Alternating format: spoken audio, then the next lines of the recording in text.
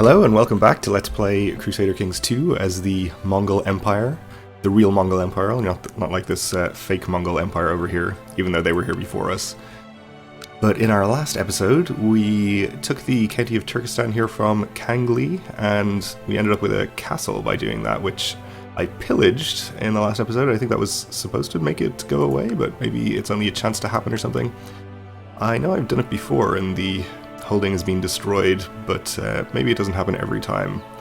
I guess we'll hold on to it until we can try pillaging it again, which is going to be, I guess, in July. That's fine, we have inefficient land management because of that, and the wrong type of holding. We'll just ignore them for the moment. We also have an adventurer threat on its way. It's going to be in May, so we'll try to avoid going to war until that happens, so we're ready to hopefully fight him off, since we aren't having any success plotting to kill him. And we would have to pay quite a lot of money to even have a chance of getting over 100% there. And our wife is pregnant again, okay. Also have a dangerous faction, thanks to our High Chief. Constant thorn in my side. Our son-in-law and vassal Khan here is declaring war on the Alania Revolt. Okay. I guess he can do that if he wants to. I kind of prefer if he would stay at peace, so he'll be ready to help me out when the adventurer arrives, but I guess we can't force him to do that. I just heard a jingly coin sound, which I think means the Silk Road is back in operation. Maybe not. Seems to be blocked all the way up here. Though there don't seem to be sieges going on as far as I can see. Well, I guess we can't really tell. There is a war up here. Khotan de jour war.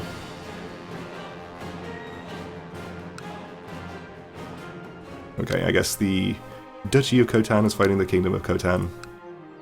Well, I guess we're not going to get much income from our trade post while that's happening. But that's fine. Okay, I think this is two of our vassal clans fighting each other. And our son is also claiming he'd be a better court chaplain than our vassal Khan, which he would be, though neither of them would be very good. We don't want to upset our vassal though, so we'll say no to that. Okay, so this guy is arriving in 2 days.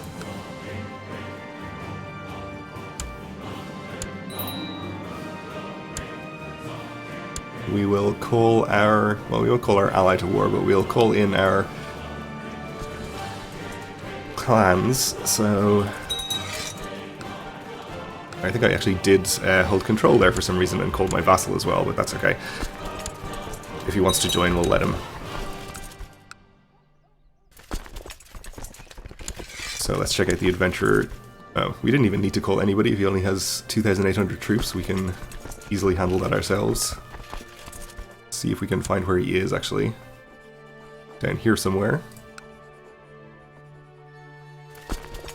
Alright, let's get our army down here. Oh, our vassal, the High Chief, did come in.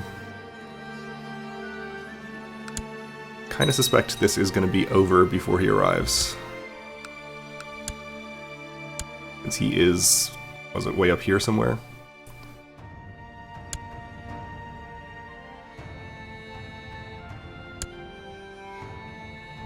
I think we may be able to pillage our holding again. No, we still have recently burned the land.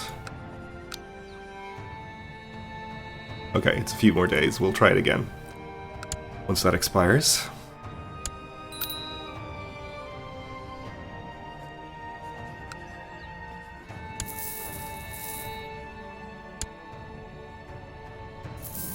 Guess it still exists, okay. You have improved clan sentiment, that's good.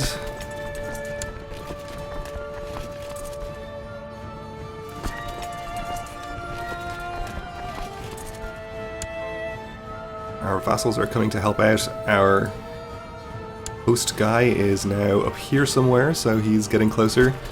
I was going to wait and try to take a defensive position here with the major river, but I'm pretty sure that's actually not going to be even remotely necessary with the numbers involved here. So we'll just go and fight him. He has taken a position in the hills there, which is a little unfortunate, but I think we're going to be just fine anyway. Now he's coming out of the hills. We had another son who is strong, okay. Still no change in our heir, I think. Yeah, he's still third in line. 289 prestige.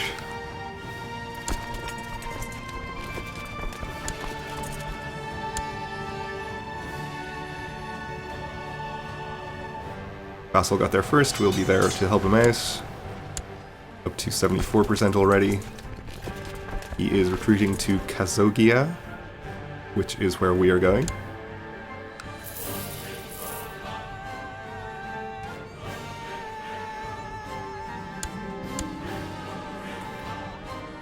Alright, and that gets us to 99%. I guess he built a fort here, so we'll have to probably take this back before getting to 100.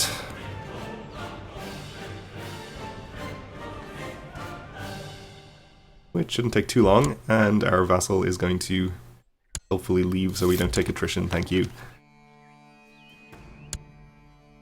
3 tech points from Constantinople. Prisoner's complaining, we'll, I guess, try to ransom him if we can. Nope. Never mind then. And we can pillage our holding again, so I guess we'll just keep doing this. I think it's 50 gold and some tech points every time.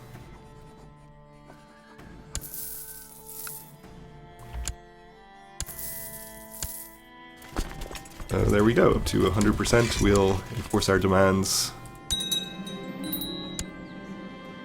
We can get rid of this guy.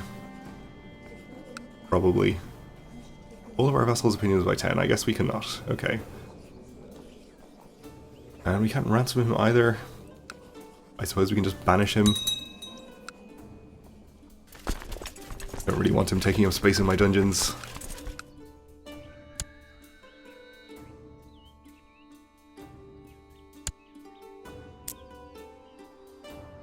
Still no trade getting through. There's an actual revolt going on now. Civil war.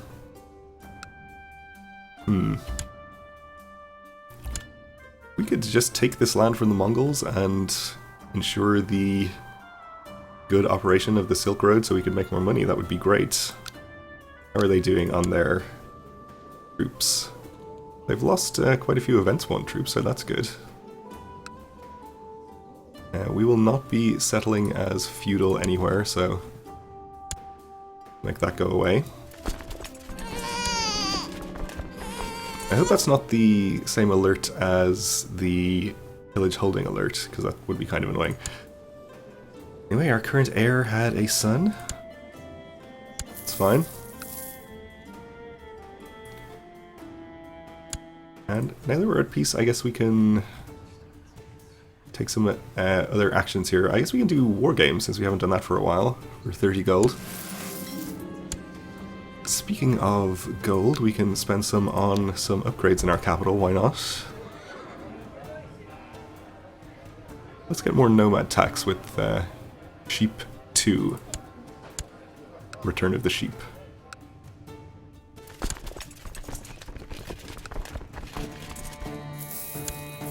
Our marshal is doing nothing right now, so we should probably send him to train warriors. More manpower growth, and speaking of manpower, we do have a lot of it, so we can probably quite easily afford to build a couple more horde units. I think we'll build some of the more expensive ones, because we do have a decent amount of gold. Maybe these 50 gold ones. Just 2 for the moment should be good.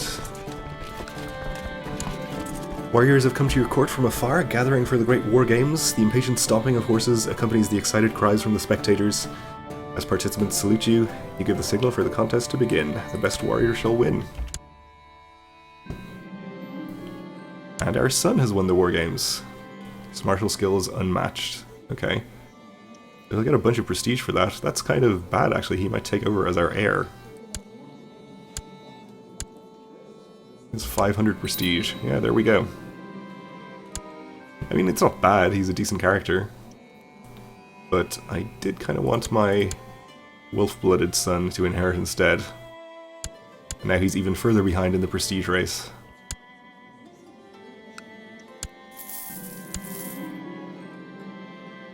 And speaking of our son, during his time as a mercenary leader, he's become quite famed for his taste for lustful escapades.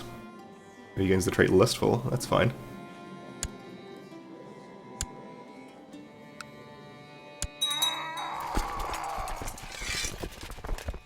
Our daughter has died of poor health. That is sad. Alright. So our clan sentiment is looking mostly okay. Our newest clan here is not too happy with me, but we don't really care about them. They're pretty weak compared to our other ones.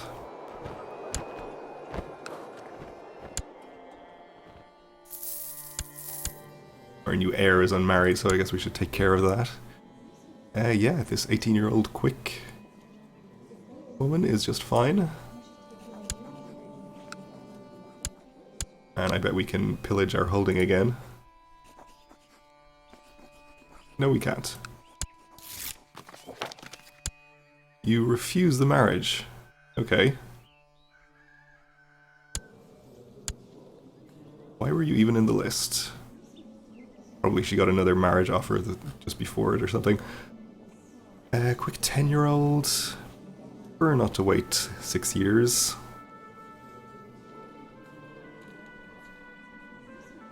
Yeah, we'll just go with this 16-year-old.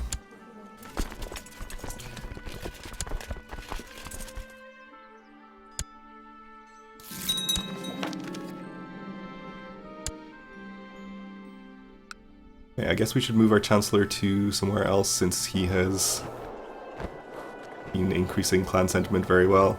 I think we'll concentrate on these guys since they're more powerful rather than the lower clan sentiment guys.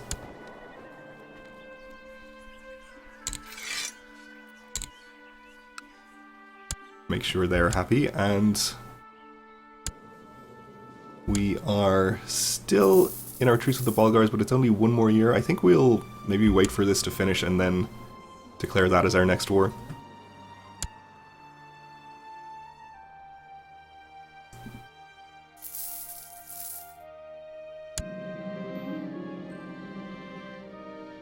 Okay, one of our clans has taken a county from another one, which is fine.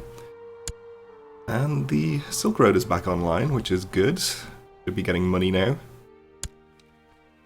from our trade route, or trade post. Let's see, we can upgrade this, right? For 93 gold for extra trade route income. Not sure if it's really worth us doing that.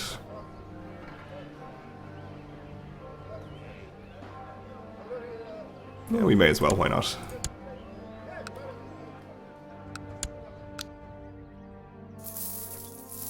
Let's pillage our holding again.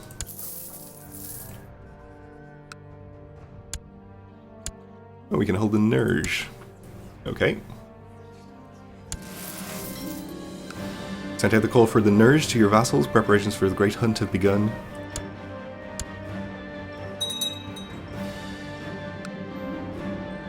Okay, our forces are deployed at the assembly points, and we're going to round up the animals and all that kind of thing again.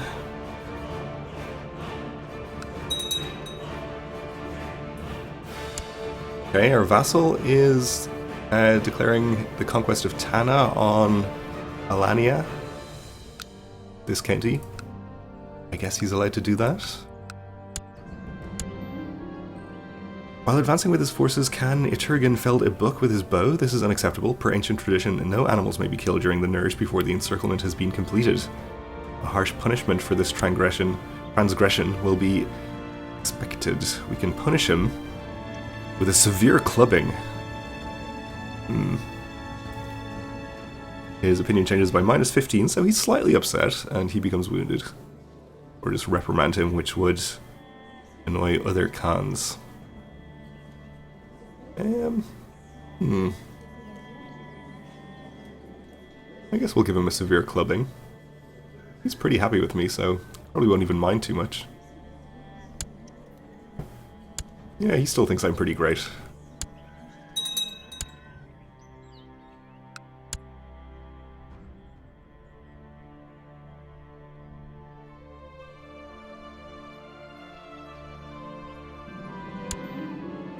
Horde of frantic animals has been corralled into a clearing, and they are now completely surrounded by your forces. Okay. We'll start killing them, I guess. As per tradition, some of your older soldiers have come before you to plead for the life of those few animals that remain in the encircled clearing, so we can perhaps become kind. But we didn't, okay. And our vassal is making a public disgrace of himself, and with the hunt over and the full game collected, a magnificent feast had been prepared. Oh, I guess he got started on the feast before the feast had even officially begun. You are conversing with another guest when loud screams of passion interrupt in one corner of the room in full view of everyone else. Khan Iturgan, who is apparently unperturbed that he has taken a severe clubbing. He's engaged in carnal pleasures with one of the serving girls. Both are completely naked, and only when they notice the stunned silence in the room do they seem to remember where they are. So because we're lustful, we can say, "Ha ha, you old dog, nicely done." Alright then. So I guess he knows there's no hard feelings about the whole clubbing incident. With the feasting over, the remaining spoils of the hunt are divided evenly between all the forces that participated, and we get extra morale of armies. It's good. Our trade post is upgraded.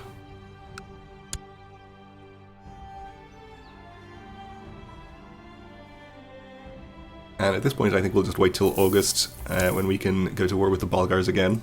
I think it was August 26th.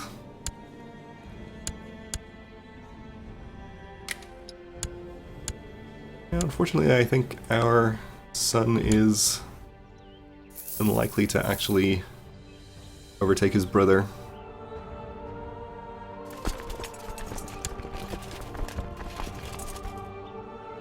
I think we'll just build a few more horde units since we have so much manpower available. We don't have a huge amount of gold though, so I guess we'll stick to the prestige ones. Even though I guess they're worse.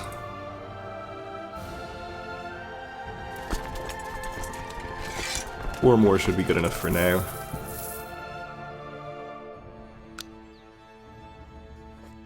We can pillage this again.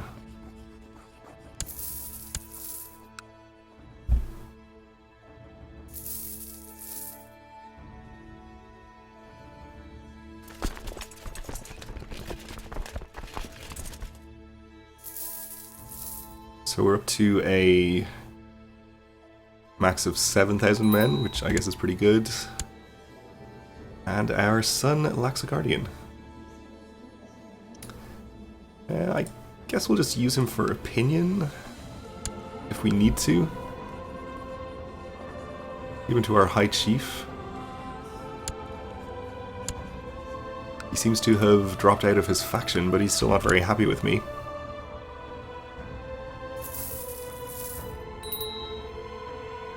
And yes, our truce is about to expire.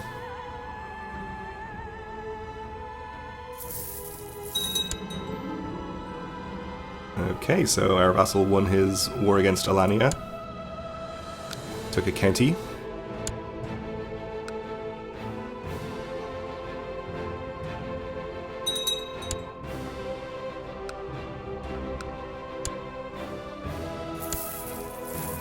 And our truce is over.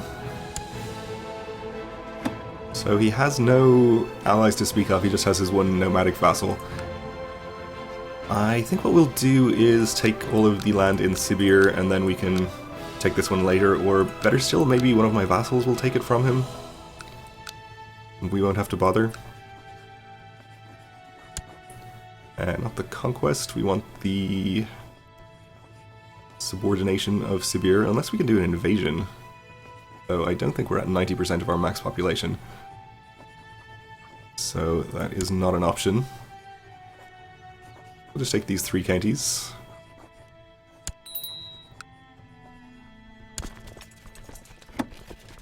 And we'll call our vassals to war.